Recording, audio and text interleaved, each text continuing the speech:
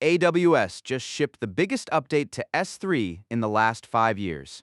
And outside of AWS Twitter, almost nobody is talking about it. Amazon S3 files just made the world's biggest object store behave like a real file system. And if you run ML pipelines, RAG indexes, or any data-heavy workload on AWS, you need to understand exactly how it works before your next architecture review. Here's the thing about S3. It's the most durable, scalable, cheapest object store on the planet, but it has always been a terrible file system. You can't append to a file. You can't do partial writes. There are no real directories, just slashes and key names with a UI that pretends. And if you're dealing with small files, S3's performance collapses. You're paying the full HTTP round-trip cost for every 2 kilobyte config file you touch. For 15 years, the community hacked around it. S3FS, Goofy's mount point S3. All of them worked. None of them worked well. Every team I've talked to has a story about a mounted S3 bucket that slowly ate their weekend. AWS finally fixed this, and they fixed it the only way they could. They built a cache in front of S3. But the interesting part is how Amazon S3 files went GA earlier this month. It exposes any S3 bucket as a fully POSIX-compliant NFS 4.1 or 4.2 mount. You can mount it from EC2, Lambda, EKS, or ECS. It supports concurrent access from multiple compute nodes with NFS close to open consistency. The numbers AWS is claiming are impressive.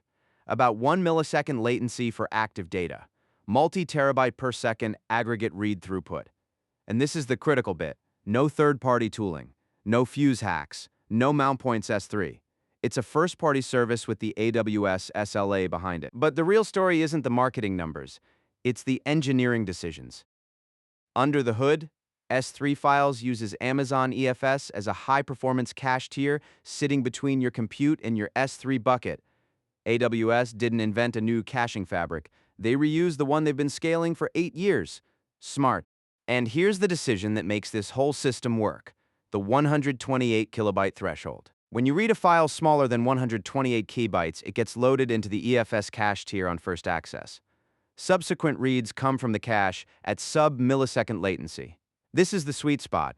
Small files are exactly where S3's HTTP per object model kills you, and cache lookups are cheap. When you read a file, 128 kilobytes or larger, the request streams directly from S3. It bypasses the cache tier completely, even if the file happens to already be in the cache.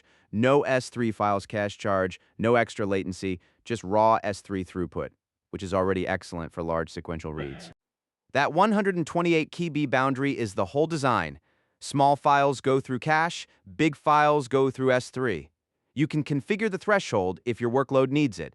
Bump it to 1 megabyte for more caching, drop it to 32 kilobytes for less, but the default of 128 kilobytes is tuned for most mixed workloads. Cache eviction is controlled by an expiration window.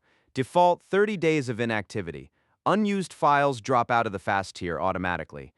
This is exactly how well-designed caches behave. No manual invalidation, no cron jobs.